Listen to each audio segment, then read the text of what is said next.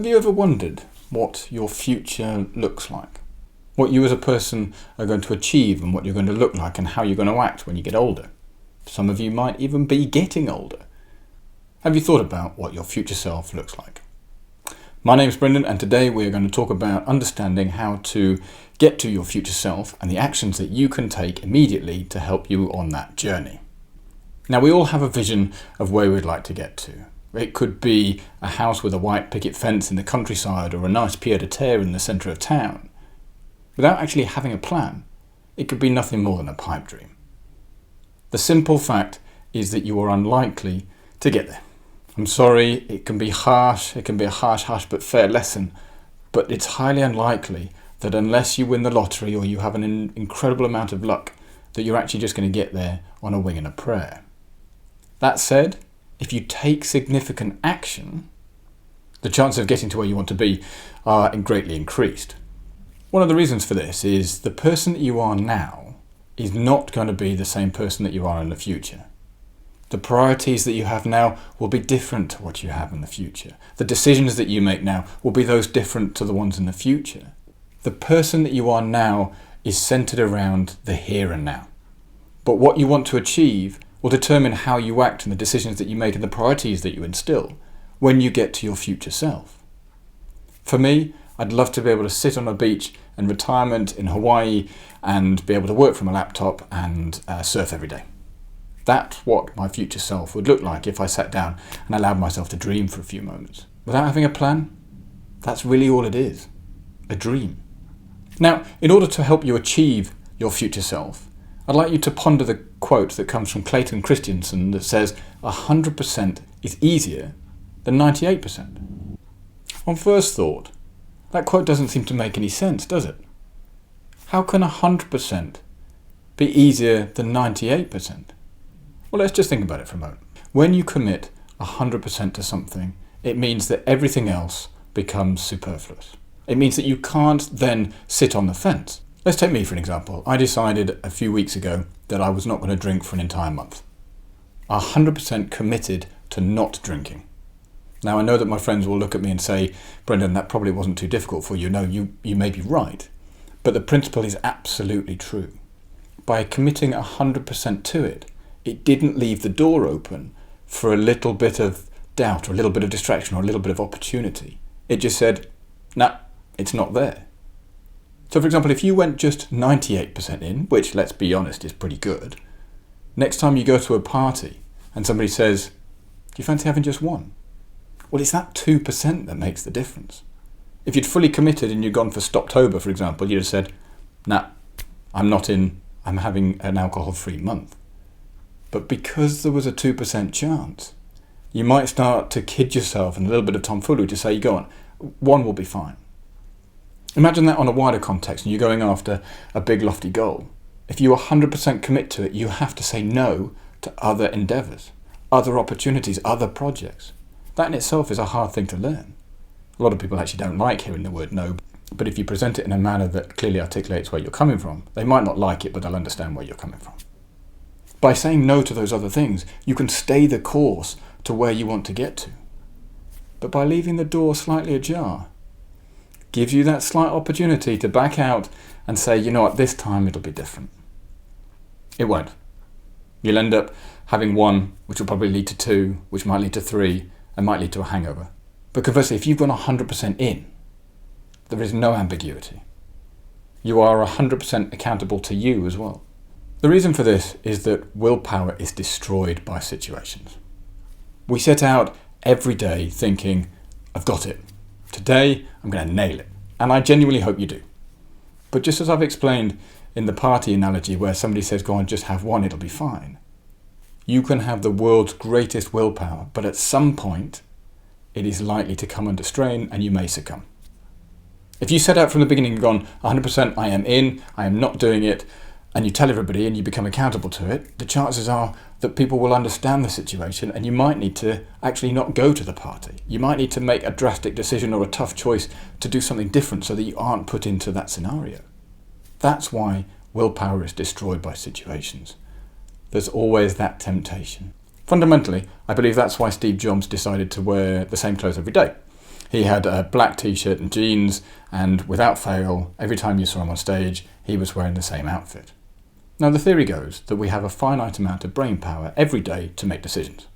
Now, why spend that brain power on really rudimental or superfluous decision making? What are you going to wear? What are you going to have for breakfast? Why not just keep it simple?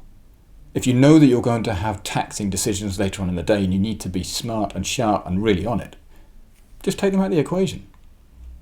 I've done it personally. Having just been through a 90-day transformation, every morning I would eat the same breakfast. Fundamentally, I really like it. Protein, oats, total yogurt, blueberries and maple syrup. Absolutely bang on. But the point is, if I make it the night before and I go to the gym, I don't actually have to think about what am I going to have. It gives me my macros, it hits my protein target, it gives me some carbohydrates to replenish the muscles, some healthy fats, and all of a sudden I'm feeling good as I walk out the gym. If you have to sit down and think about every morning, what are you going to have for breakfast? All of a sudden you're utilising this valuable brain power on something that could quite easily be decided the night before. Now, I'm not suggesting you have to do that or wear complete black, but you can see where the theory comes from. For you to get to where you want to be in the future, i.e. your future self, one of the techniques I would highly recommend is something I learned as a life coach that's called future pacing. Now, if we were working IRL, which I learned the other day, which stands for in real life, we're currently in lockdown, so we don't get to interact too many times with real people. I would ask you to stand up if you were a client, and I'd say, describe to me what your future self looks like. And you might say, I want to be successful, and you want to be living on a beach, or whatever it might be. It needs to be smart. Your goals need to be specific, measurable, achievable, realistic and timely. That is absolutely key. A lot of people might not even know what their goals are. Do you? Do you have a goal that you're working towards at the moment? If you don't, that is something that you should look at really rather quickly. I don't want you just to drift through life. Yes, you could be better lucky than good, but that's not really a plan to rely on. So, we're working in this scenario and I say, okay, stand up. Let's walk over to where you see your future self. And as we stand there, I say, how does it feel? And you might respond with, feels great, I feel confident, I feel happy, content, whatever the emotions might be. But the reason for getting up and walking over to where you want to be is because I want to link the outcome with the emotion. So as we stand there, we're stood in the countryside, we have this wonderful house and a lovely view, and you've retired and all that sort of good stuff. And I say to you, what was the first preceding step that allowed you to get this? Let's say, for argument's sake, it was buying the house.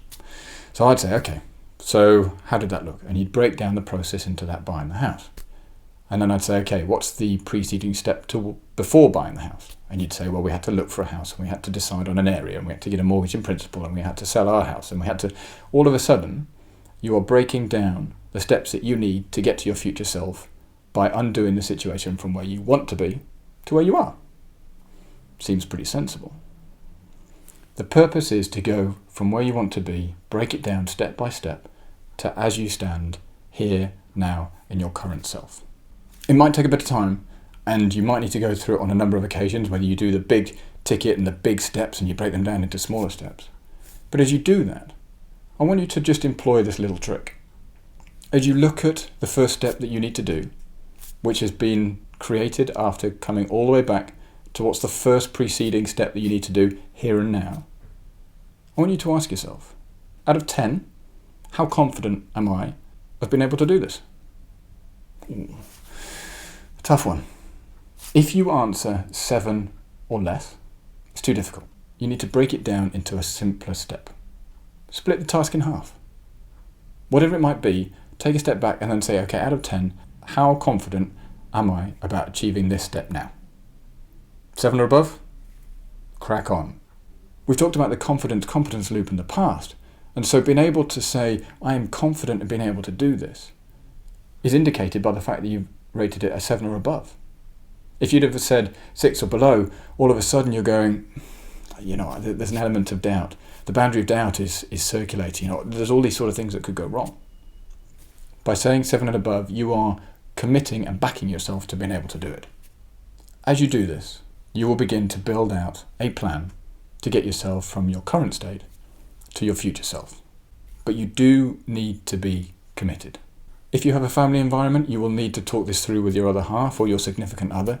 You will need to make sure that you've borne in mind all of the outside factors that you need to go through to be able to do that. Because if you want to move to the countryside and you live in the city and your job is in the city or not remote working, how are you going to do that? There are a number of factors that will need to be considered in this endeavour. But what it does do is it takes a potentially very scary and overwhelming scenario to say, how do I get to where I want to be? To the very first step that you need to take. But you do need to commit 100%. Don't be half in, half out. Don't sit on the fence and get splinters in your ass. Be committed. Now, the chances are you might need some support on that. Well, that's where people like myself come in. Whether it's myself, other coaches, or your support network. Don't be afraid to lean on people and say, I need help. Asking for help is not a weakness. It's a positive. It's a strength, because it's identifying the fact that you can't do it on your own. If we could all do it on our own, people like coaches and mentors and guidance counsellors and psychologists and all these other people who are professionally qualified wouldn't have a job. And that's fine, but we might also never achieve what we want to achieve.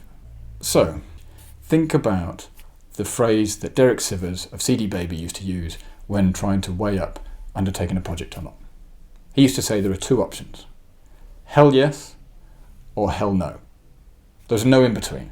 There's no grey area. There's no sitting on the fence. Either you are super excited about doing it, or you're not excited. And if you're not excited, it's a hell no. And that helps create clarity. Clarity is what gives you the focus when everything else going on around you is just trying to distract you and bombard you with notifications and requirements and opportunities and all this other stuff that life generally throws our way. So think about it. Hell yes, hell no. 100% committed. What is your goal? And what is the first step that you can do to help you get you to where you want to be? So a quick recap. Future pacing is being able to stand exactly where you want to be and working back step by step by step to what you need to do now. Undoing the preceding first step is a far easier way of working out the actions you need to take than sitting here thinking, geez, what on earth do I need to do next? Not bad, hey? So, really, with that in mind, you kind of have two options. One, carry on as you are and see how you get on. Best of luck for that. I'll leave it up to you to let me know how you get on. Or two, conduct a future pacing exercise so that you can work out exactly what the next first step is and start to do it. So with that, I will wish you all a good day and I will see you in the next video.